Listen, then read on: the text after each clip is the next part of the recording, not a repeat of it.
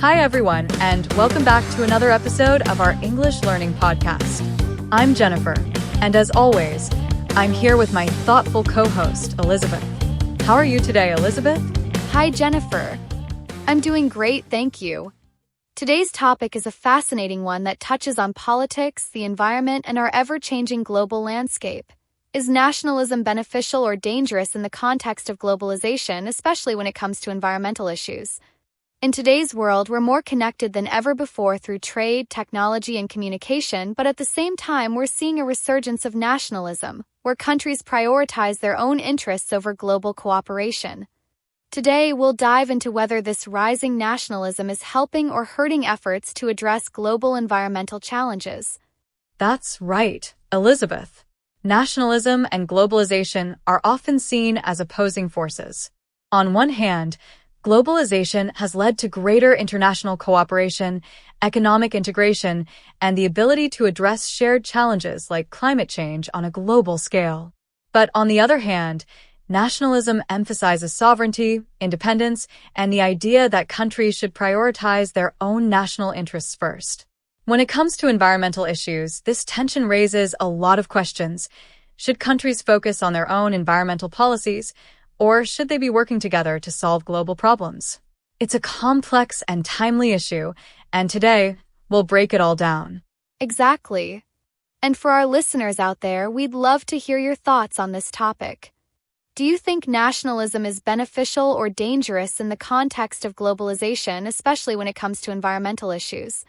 Share your opinions with us, and we might even feature them in a future episode. So, Jennifer, let's start by discussing the arguments in favor of nationalism.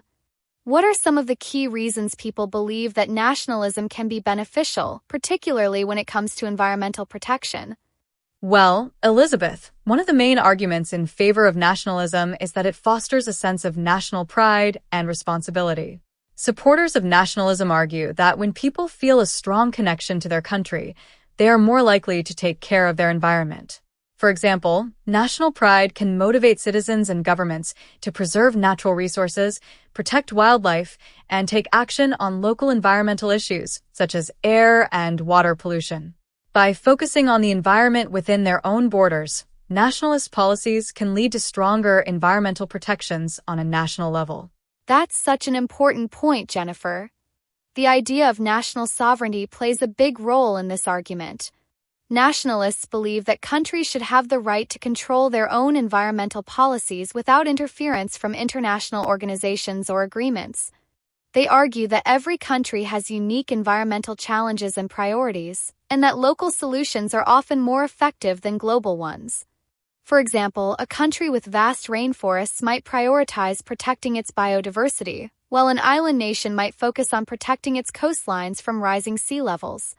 In this view, national control over environmental policy allows countries to tailor their responses to their specific needs. Exactly, Elizabeth. Another argument in favor of nationalism is that it can help countries focus on self-sufficiency and sustainable development. Nationalist policies often promote energy independence and local production, which can reduce reliance on foreign resources and lower carbon emissions associated with global trade. For example, a nationalist approach might encourage the development of renewable energy sources like wind and solar power to reduce dependence on foreign oil. In this way, nationalism can promote environmental sustainability by encouraging countries to produce and consume locally. Absolutely, Jennifer. The idea of self-sufficiency is appealing to many people who are concerned about the environmental impact of globalization. Global trade often involves shipping goods across long distances, which contributes to carbon emissions and pollution. Nationalists argue that by producing more goods domestically, countries can reduce their environmental footprint and promote more sustainable practices. In this view, nationalism isn't just about protecting borders, it's about protecting the environment by reducing the ecological impact of global supply chains. That's such a great point, Elizabeth. And beyond environmental protection, some supporters of nationalism argue that it can help countries preserve their cultural heritage and biodiversity. Nationalism often emphasizes the importance of preserving national identity, which can extend to preserving a country's natural landscapes, wildlife, and ecosystems. For example, a nationalist government might prioritize protecting its national parks or endangered species as part of its commitment to preserving its unique natural heritage. In this sense, nationalism can foster a sense of environmental stewardship by encouraging people to take pride in their country's natural beauty and resources. Exactly, Jennifer. So, from the perspective of those who support nationalism, the key arguments are that it fosters national pride and responsibility, allows countries to tailor their environmental policies to their specific needs, promotes self-sufficiency and sustainability, and helps preserve cultural and environmental heritage. But, of course, not everyone agrees with this approach. Let's now talk about the arguments against nationalism, particularly in the context of global environmental challenges. What are some of the concerns that people have? Well, Elizabeth, one of the main arguments against nationalism is that it can lead to isolationism and a lack of global cooperation, which is crucial for addressing environmental issues that cross national borders. Climate change, for example, is a global problem that requires a coordinated global response. No single country can solve climate change on its own because greenhouse gas emissions from one country affect the entire planet. Critics argue that nationalism can make it harder for countries to cooperate on global agreements like the Paris Agreement on climate change, which aims to limit global temperature rise and reduce emissions. That's such an important point, Jennifer.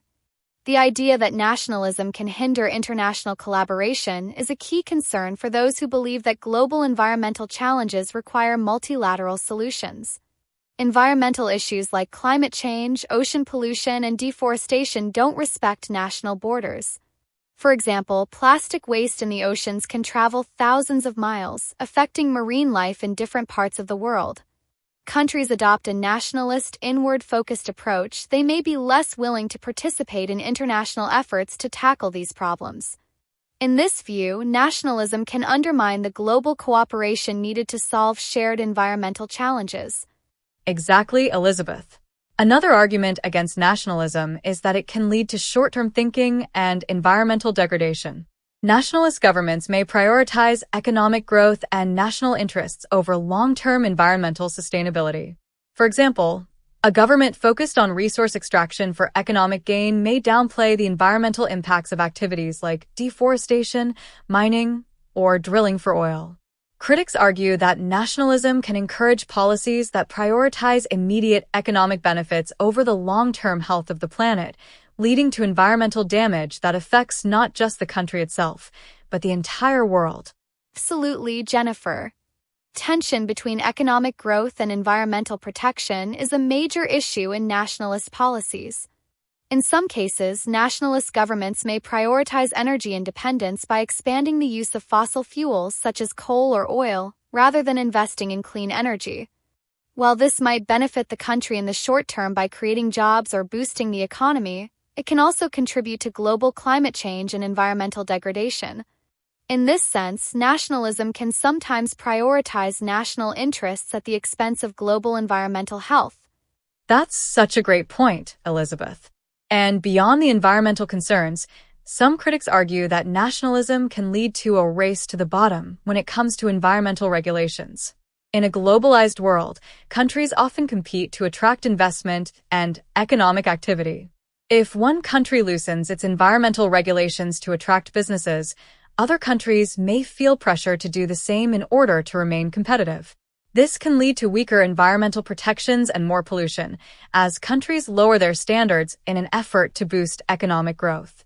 In this view, nationalism can lead to a downward spiral in environmental standards. Exactly, Jennifer. The race to the bottom is a significant concern for those who oppose nationalism in the context of environmental protection. Countries are focused solely on their own economic interests, they may be tempted to cut corners when it comes to environmental regulations, leading to more pollution, deforestation, and habitat destruction. This not only harms the environment but also undermines efforts to address global challenges like climate change and biodiversity loss. In this sense, nationalism can be seen as a barrier to achieving the global cooperation needed to protect the environment. Absolutely, Elizabeth. So, from the perspective of those who oppose nationalism, the key concerns are that it hinders global cooperation, encourages short-term thinking and environmental degradation, and can lead to a race to the bottom in environmental regulations. As we can see, there are strong arguments on both sides of this debate. Absolutely, Jennifer. And speaking of different perspectives, I think it's a great time to hear from one of our listeners. Let's take a call from someone who might have an interesting perspective on whether nationalism is beneficial or dangerous in the context of globalization, especially when it comes to environmental issues. Hi there, you're on the air with Jennifer and Elizabeth. What's your name and where are you calling from? Hi, Jennifer. Hi, Elizabeth. My name is Sarah, and I'm calling from Vancouver, Canada. I've been listening to your podcast for a while now, and I love today's topic. I wanted to share my thoughts because I work in environmental policy, and I've seen both the benefits and the challenges of balancing nationalism and global cooperation when it comes to environmental protection. Hi, Sarah. Thank you so much for calling in. We'd love to hear more about your experience. How do you see the balance between nationalism and global cooperation when it comes to tackling environmental challenges? Well, I think it's a difficult balance to strike.